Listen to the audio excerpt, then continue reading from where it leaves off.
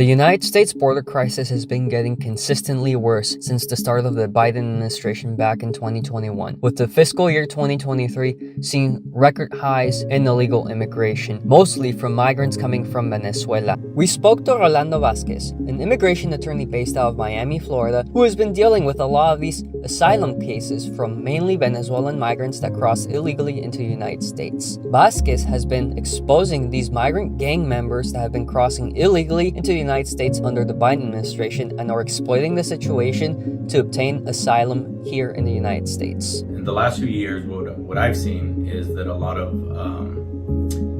people claiming protection from their home country, the majority of them that I deal with are from Venezuela. The ones that have come in recently, most of them don't have asylum claims. Most of these have admitted that they either supported Hugo Chavez or Maduro. And what I find interesting is that I tell them, okay, but that's not an asylum claim. Why are you coming to request protection? They don't even have a reason, or they can't even articulate. And they're basically just say, well, I'm not really here for protection. You know, it's just hard in our country. They don't even realize that they were supporting the very regime that put them in this humanitarian crisis. What I've also been seeing that's more concerning is that there's a lot of criminals that have come and blended in with these asylum seekers. They're being released into our country and they are not here to request asylum. They're not going to show up to their court dates. The majority of them here are to continue their life of crime. And that's really what I'm seeing in the last few years. And I've seen that since the Biden administration took control of this country. I refuse to believe that,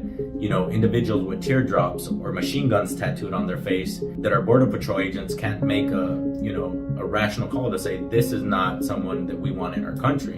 And they're just inspecting them and allowing them into our country. And then they get lost into our country, and much of them aren't committing crimes in the local communities. Yet I've represented family units who have lost their asylum claim. The judge didn't side with them, didn't believe they had enough persecution, etc.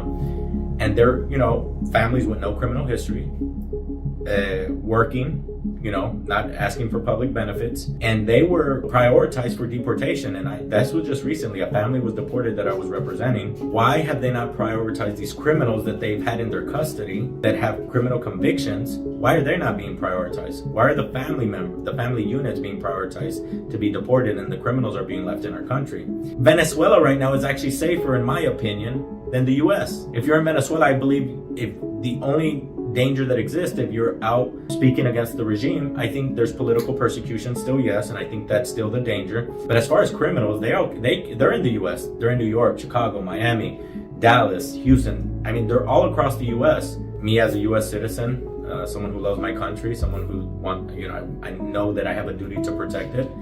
If our Department of Homeland Security will not do it, then I feel that I have a duty to step up and at least start calling them out and letting them know that we know that they're here and we know what they're doing. CBP and ICE, they're trying to promote more the deportation flights of Venezuelans, and we're seeing that the Biden administration extended the temporary protected status for Venezuelans that crossed into the United States before July 31st of 2023. I heard Alejandro Mayorga talk about this. He stated that we feel that the ones who come after a certain date, that there's no need for protection. I'm thinking that's not true, because you've already made it clear that there's a humanitarian crisis in Venezuela. Honestly, I think it's a joke, because he should be more focused on the criminals coming into the country from Venezuela, as opposed to saying that from a certain date they don't have a need for protection anymore. That just doesn't make sense. I worked the border during the MPP program, during the Trump administration, the Migrant Protection Protocols cases.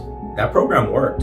I mean, the numbers, it was staggering how the numbers declined from how they were entering. They implemented the program. Nobody was coming in. They had to wait for the process in Mexico, and only legitimate claims were really staying. There were some that I agree that weren't legitimate. They just stayed around because they had nothing else to do. But we didn't have these criminals coming in. We'll have journalists that will say in general they know that these criminals are coming in. But what I've done is I've taken it a step further, and I'm specifically calling out criminals that I know from Venezuela that work for the regime. And I'm publishing on my social media saying, I have information that you hear. I publish their pictures. I publish pictures with them in Maduro. I publish pictures with them and basically agents from the regime. And I say, you're not here requesting asylum. You're not here requesting protection. You were sent here by the regime to do their dirty work. I receive a few death threats on a daily basis now at this point. There was this one individual who's living in Atlanta. I had pictures of him in Maduro. He works for the regime. He does music and he talks about his life of crime. Him himself has threatened to kill me. Hay un abogado aquí de migración que se llama Rolando Vázquez, tú lo puedes buscar por Instagram, y el tipo me expuso ante la comunidad. Entonces, ustedes me conocen y saben que yo mis problemas callejeros siempre los he arreglado en la calle.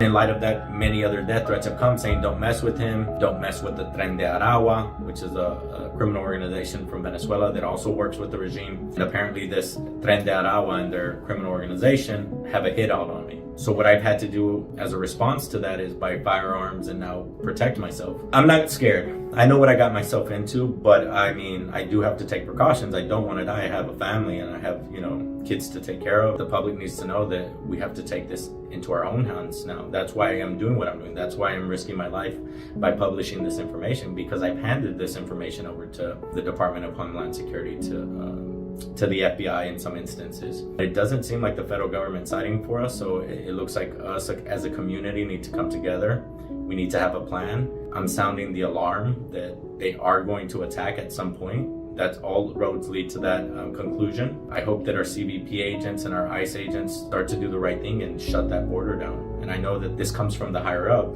Alejandro Mayorga, the Biden administration. I pray to God that our agents start to take control of the situation and stop letting these people in. I mean, they're coming to do harm.